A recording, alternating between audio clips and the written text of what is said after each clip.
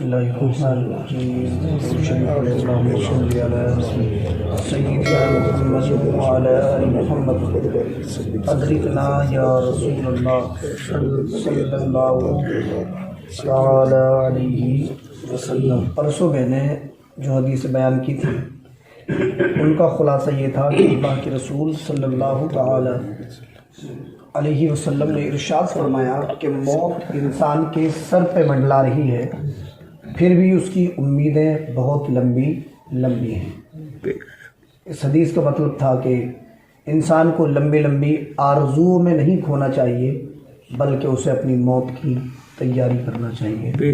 آج جو حدیث میں بیان کر رہا ہوں یہ بڑی اہم ہے، اور اس کو روایت کیا ہے حضرت ابو بکرہ نے۔ یہ حضرت ابو بکرہ یہ صحابی رسول ہیں۔ ان ابی بکرہ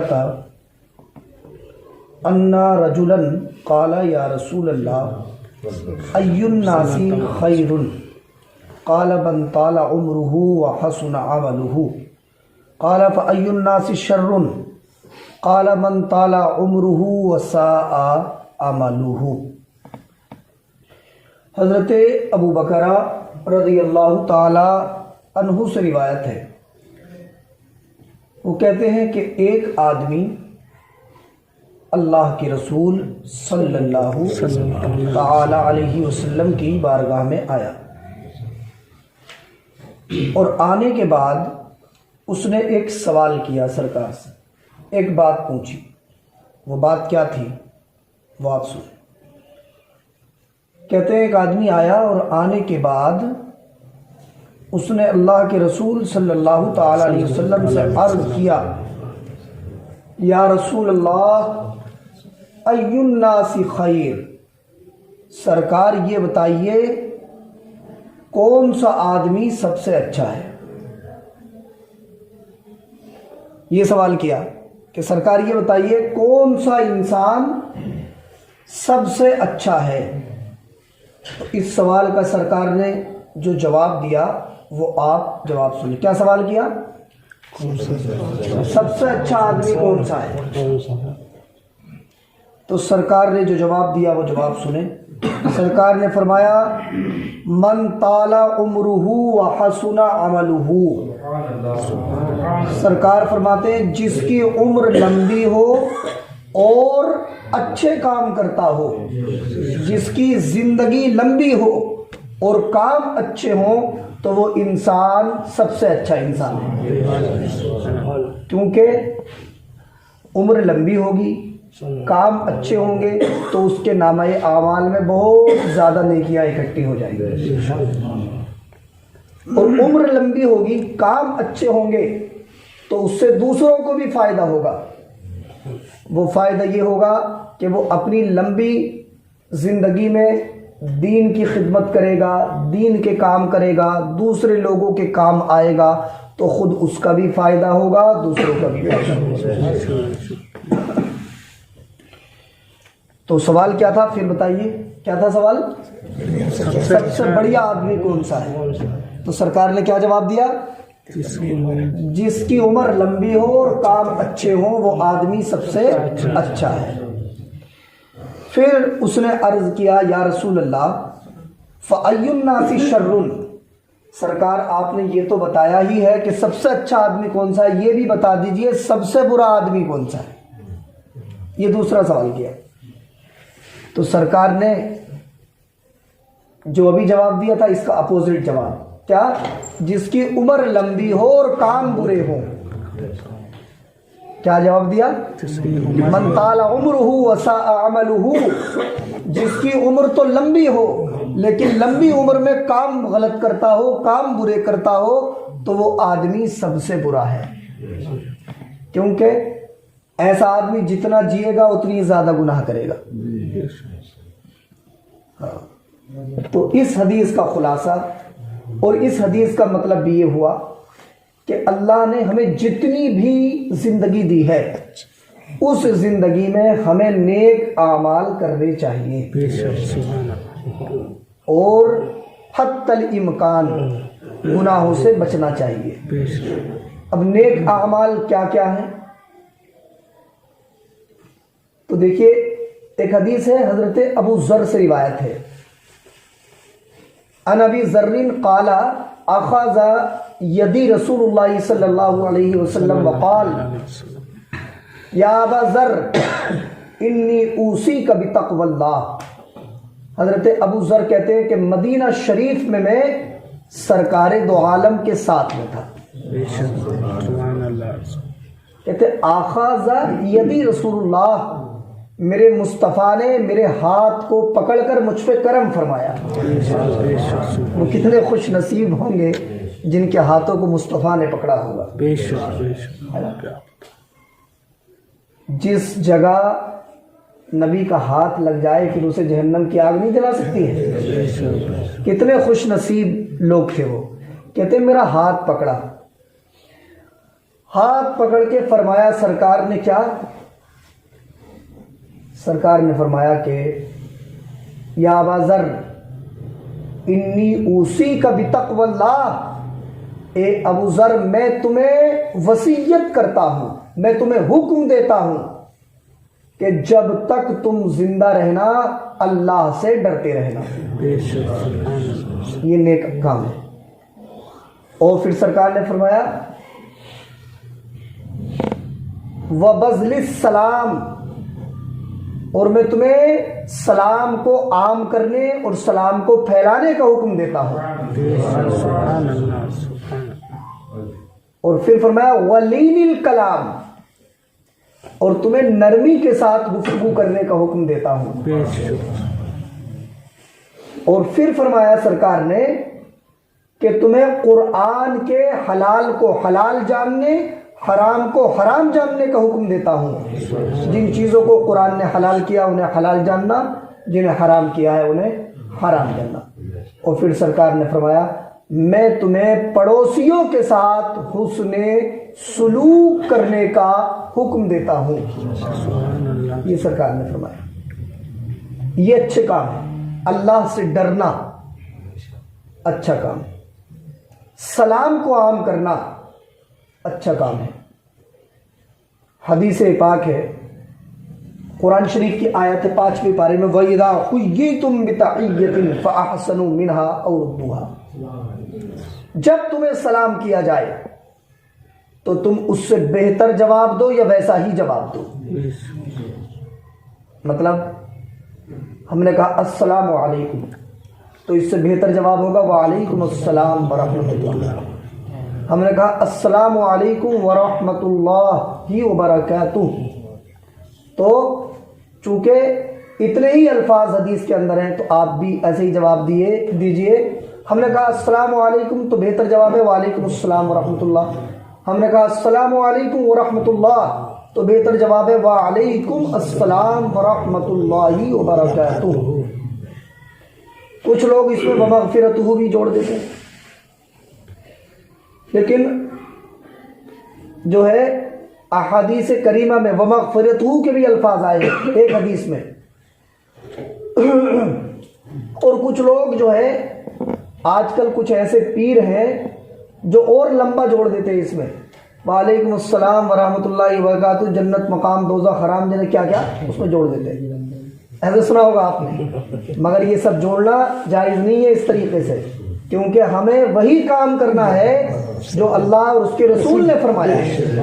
حدیث میں زیادہ تر حدیثوں میں وعلیکم السلام ورحمۃ اللہ وبرکاتہ تک کے الفاظ ہیں، تو اتنا ہم جواب دیں۔ اس کا فائدہ کیا ہوتا ہے؟ تو دیکھیے حدیث سنیے آپ، یہ السلام علیکم جو ہے نا، ایسا سلام دنیا کے کسی مذہب میں نہیں ہے، کسی بھی مذہب میں نہیں ہے۔ یہ سلام جو ہے یہ جنتی سلام ہے۔ کیسا سلام ہے یہ؟ جنتی سلام ہے۔ یہ سلام السلام علیکم وہ ہے جو جنت سے آیا ہے، حضرت آدم علیہ السلام کی بولی ہے یہ، ہے نا۔ اور اس کا معنی کیا ہوتا ہے السلام علیکم کا؟ السلام علیکم کا مطلب ہوتا ہے تم سلامت رہو. کیا معنی ہوتا ہے بولیے؟ تم سلامت رہو. کوئی بھی سلام لے لیجیے آپ. انگریزی کے سلام ہے تو اس میں گڈ مارننگ گڈ ایوننگ ہے. اس کا مطلب ہے تمہاری صبح اچھی ہو جائے, تمہاری دوپہر اچھی ہو جائے, تمہاری شام اچھی ہو جائے, تمہاری رات اچھی ہو جائے. گڈ نائٹ کہہ دیا. لیکن السلام علیکم پہ آپ غور کیجئے. اس کا مطلب ہے تم سلامت رہو. یہ مطلب نہیں تم صبح صبح سلامت رہو, دوپہر میں سلامت رہو, شام کو سلامت رہو, بلکہ اس کا مطلب ہے جب تک جیو تب تک سلامت رہو, زندہ رہو. اور خالی یہی نہیں کہ تم زندہ ہی رہو, اس میں سب شامل ہیں. اس کا مطلب ہے تم بھی سلامت رہو, تم سے متعلق جتنی چیزیں ہیں, تمہارے بچے سلامت رہے, تمہارا مال سلامت رہے, تمہارا گھر سلامت رہے, تمہارا عقیدہ سلامت رہے, تمہارا ایمان سلامت رہے. ساری دعائیں ہے نا. تو آپ نے کہہ دیا وعلیکم السلام, تو پھر اس کا بھی یہ مطلب ہو گیا کہ تم بھی سلامت رہو, ہے نا. اچھا, اس لفظ کا ثواب کتنا بڑا ہے اور اس کا فائدہ ہماری پریکٹیکلی لائف میں, ہماری عملی زندگی میں کیا ہے؟ تو سرکار نے فرمایا افشوا السلام تحابوا. اس کا معنی ہے سلام کو عام کرو, سلام کو پھیلاؤ, تحابوا, تم ایک دوسرے سے محبت کرنے لگو گے. یہ اس کا فائدہ ہے. سلام کرنا کسے چاہیے اور کسے نہیں چاہیے؟ تو دیکھیے بخاری شریف میں حدیث اللہ کے رسول نے فرمایا سلموا علی من تعرفون وسلموا علی من لا تعرفون, کہ جن مسلمانوں سے تمہاری جان پہچان ہو انہیں بھی تم سلام کرو, اور جن مسلمانوں سے تمہاری جان پہچان نہیں ہے انہیں بھی سلام کرو. لیکن ہاں کوئی بدعقیدہ ہے, کوئی ایسا آدمی ہے کہ جس کا عقیدہ خراب ہے, بد عقیدہ ہے, وہابی ہے, غیر مقلد ہے, اور اس کے عقیدے خراب ہیں, تو اسے سلام کرنا جائز نہیں ہے. اور ایک چیز اور سنیں, ایک حدیث سنیں. اللہ کے رسول صلی اللہ علیہ وسلم فرماتے ہیں کہ جو پہلے سلام کرتا ہے وہ پہلے جنت میں جائے گا. یہ بھی ہے. کچھ ہمارے بھائی ایسے بھی ہوتے ہیں کہ جو دوسرے کے انتظار میں رہتے ہیں کہ یہ آ رہا ہے تو یہی سلام کریں گے. ایسا نہیں ہونا چاہیے, بلکہ ہمیں نیکیوں میں سبقت کرنا چاہیے. ہمیں ہمارے دل میں یہ جذبہ پیدا ہونا چاہیے کہ ہم پہلے نیکی حاصل کر لیں, ہے نا. اور کتنا بڑا ثواب ہے اس سلام کا. ایک حدیث پاک ہے, اللہ کے رسول صلی اللہ علیہ وسلم نے فرمایا کہ جب ایک مسلمان دوسرے مسلمان سے ملتا ہے اور اسے دیکھ کے مسکراتا ہے تو مسکرانے پر اللہ صدقہ کرنے کا ثواب عطا فرماتا ہے. اور جب وہ دونوں مصافحہ کرتے ہیں تو اللہ ان کے ہاتھوں کو جدا کرنے سے پہلے ان کے صغیرہ گناہوں کی بخشش فرما دیا کرتا ہے. یہ باتیں جنہیں ہم معمولی نہ سمجھیں, ان باتوں کو نہ جانے اللہ کو کون سی ادا پسند آ جائے, کون سا عمل بارگاہ الہی میں مقبول ہو جائے, ہے نا. اور ایک حدیث میں نے ایک بار سنائی بھی تھی آپ کو, اور پھر میں آپ کو سنا رہا ہوں کیونکہ یہ ایسی چیزیں ہیں جن پہ ہمیں عمل کرنا چاہیے. ایک صحابی رسول, میں یہ آپ کو سنا چکا ہوں, دوبارہ ریپیٹ کر رہا ہوں اسے. ایک صحابی رسول بارگاہ رسول میں آئے تھے اور انہوں نے آ کے عرض کیا کہ یا رسول اللہ میرے بال بچے کئی ایک ہیں اور بڑی غربت ہے گھر میں, بڑی پریشانی ہے, کوئی وظیفہ بتا دیجئے کہ جس سے میری پریشانی دور ہو جائے, اللہ میری روزی روٹی کا انتظام کر دے. تو اللہ کے رسول صلی اللہ علیہ وسلم نے کیا وظیفہ بتایا؟ سرکار نے فرمایا کہ جب تم گھر سے جایا کرو تو اپنے گھر والوں کو سلام کر کے جایا کرو, اور جب گھر میں باہر سے آیا کرو تو سلام کیا کرو, 3 بار قل هو اللہ احد کی سورت پڑھ لیا کرو. تو وہ صحابی رسول تھے, نبی کے منہ سے نکلی ہوئی بات کو انہوں نے دل میں بسایا اور گھر چلے گئے, اور جاتے ہی اس بات پہ عمل کرنا شروع کر دیا. تو حدیث پاک بخاری میں بھی ہے. اللہ کے رسول صلی اللہ علیہ وسلم کی حدیث ہے اور صحابی کا بیان ہے کہ چند ہی دن گزرے تھے, ہفتہ 10 دن ہی گزرے تھے تھوڑا ہی عرصہ گزرا تھا، میں نے رسول کے بیان کیے ہوئے وظیفے پہ عمل کیا تو اللہ نے مجھے اتنی روزی دی کہ میرے گھر میں مال رکھنے کی جگہ باقی نہ رہی۔ عمل مضبوط، عقیدہ مضبوط ہونا چاہیے، یقین ہونا چاہیے رسول اللہ کی باتوں پہ، اور پھر عمل کریں، انشاءاللہ ضرور برکتیں نصیب ہوں گی۔ تو میں بتا رہا تھا اللہ کا ڈر اچھا کام ہے۔ حضرت کوئی کافر کرے سلام تو سلام کرے تو اسے اس کے جواب میں آپ وعلیکم السلام نہیں کہیں گے، حداک اللہ کہہ دینا چاہیے۔ حداک اللہ، ہاں، یہ حداک اللہ جواب نہیں۔ اچھا سلام کی بات چلیے تو ایک اور میں آپ کو بتا دوں، تفسیر جلالین شریف کے حاشیے میں ہے کہ اذان ہوتے وقت سلام نہیں کرنا چاہیے۔ اذان ہو رہی ہو تو اذان غور سے سننا چاہیے۔ کوئی آدمی پیشاب کر رہا ہے تو اسے سلام نہیں کرنا چاہیے، کوئی آدمی غسل کر رہا ہے تو اسے سلام نہیں کرنا چاہیے۔ مطلب اگر آپ نے کر بھی لیا تو اس پہ جواب دینا پھر آپ کا واجب نہیں ہوگا، اگر اس نے جواب نہیں دیا تو وہ بندہ گناہگار نہیں ہوگا۔ وضو کرتے ہوئے، ہاں وضو کرتے ہوئے بھی نہیں کرنا چاہیے، مطلب جواب نہیں دینا چاہیے۔ دے دے تو کوئی بات بھی نہیں ہے، لیکن اگر دے دیا تو ایسا نہیں ہے کہ اس میں کوئی گناہ ہے، لیکن ہمیں خود احتیاط کرنا چاہیے۔ تاش کھیلتے ہیں اور بکری باغ کھیلتے ہیں، اس میں بھی نہیں کرنا چاہیے۔ کھانا کھاتے وقت اگر سلام کر لیں تو کوئی گناہ نہیں ہے، لیکن اگر جواب نہیں بھی دیں گے تو گناہ گار نہیں ہوں گے، ٹھیک ہے۔ دوسری چیز، کوئی آدمی اگر یکسوئی کے ساتھ وظیفہ پڑھ رہا ہے، کوئی آدمی اپنے وظیفے میں، ورد میں، ذکر میں لگا ہوا ہے تو اس کو بھی سلام نہیں کرنا چاہیے۔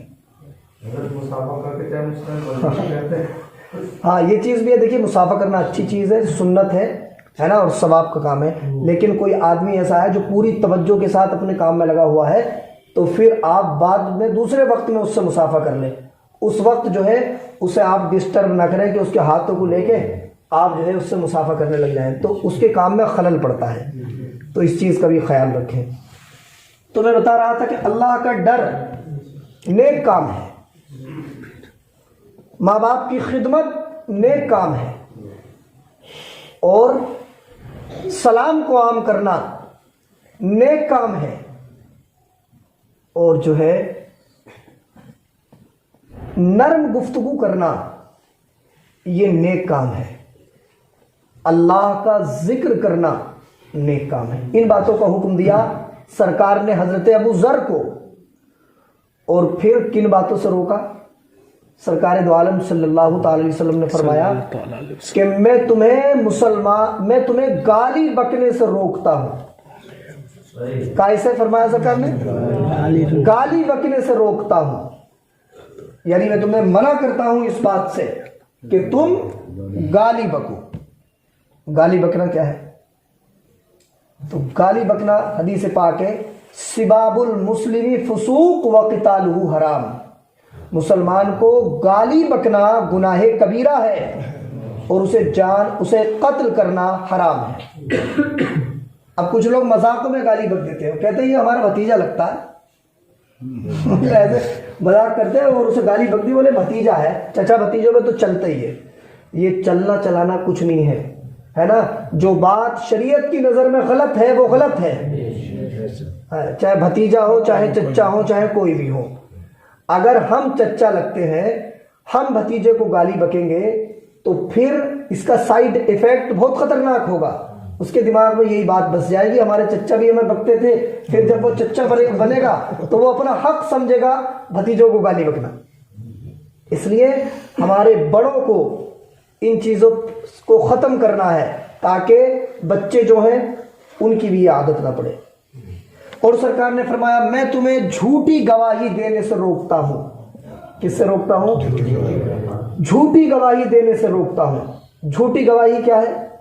مثال کے طور پہ ایک آدمی نے کہا کہ میرے فلاں پہ 1000 روپے آ رہے، تو دوسرے نے کہا گواہ لاؤ، تو فوراً ایسے دو لوگ تیار ہو گئے جنہیں پتہ بھی نہیں ہے کہ پیسے آ رہے کہ نہیں آ رہے۔ اس نے کہا 100 روپے دوں گا، بس اتنا کہنا ہے کہ جو ہاں ہمارے سامنے دیے تھے پیسے، تو 100 روپے کے چکر میں، دنیا کے مال کے لالچ کے چکر میں جھوٹی گواہی دی تھی۔ حضرت عائشہ نے عرض کیا یا رسول اللہ جھوٹی گواہی دینے سے آپ کیوں روکتے ہیں؟ کیا ہوگا جب لوگ جھوٹی گواہیاں دینے لگیں گے؟ تو سرکار نے ارشاد فرمایا جب لوگ جھوٹی گواہیاں دینے لگیں گے تو سمجھ لو کہ قیامت بالکل قریب ہے، قیامت آنے والی ہے، اس وقت قیامت آ جائے گی۔ سمجھ میں آپ؟ تو یہ جن باتوں کا ہمیں اللہ کے نبی نے حکم دیا، ہم جب تک زندہ ہیں ان پہ ایک ایک کر کے عمل کرتے رہیں اور جہاں تک ہو سکے گناہوں سے بچتے رہیں، یہی زندگی بہتر زندگی ہے۔ اللہ کے رسول نے فرمایا کہ سب سے اچھا آدمی وہ ہے جس کی عمر لمبی ہو اور کام اچھے ہوں، اور سب سے برا آدمی وہ ہے جس کی عمر لمبی ہو لیکن کام خراب ہو۔ اللہ ہمیں حسن عمل کی توفیق عطا فرمائے۔ بسم اللہ الرحمن الرحیم، اللہم صل علی سیدنا محمد وعلی آل محمد ادرکنا یا رسول اللہ صلی اللہ تعالی علیہ وسلم۔ یا اللہ پروردگار دو عالم، تیری دی توفیق سے درس حدیث ہوا، اس میں جو بھی غلطی ہو گئی ہو اللہ اسے معاف فرما۔ یا اللہ اپنے نبی کے وسیلے سے ہم سب کو نیک اعمال کی توفیق عطا فرما، بد اعمالیوں سے بچنے کی توفیق عطا فرما۔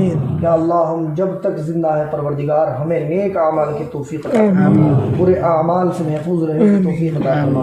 یا اللہ حدیث رسول کی برکت سے ہمارے گھروں کی پریشانی، بدحالی، تنگ دستی، غریبی، کسی کو دور فرما۔ مولا ہمیں رزق حلال نصیب فرما، اپنی آخرت کی تیاری کرنے کی توفیق عطا فرما، ہمارے دلوں میں قبر کا حشر کا خوف پیدا فرما۔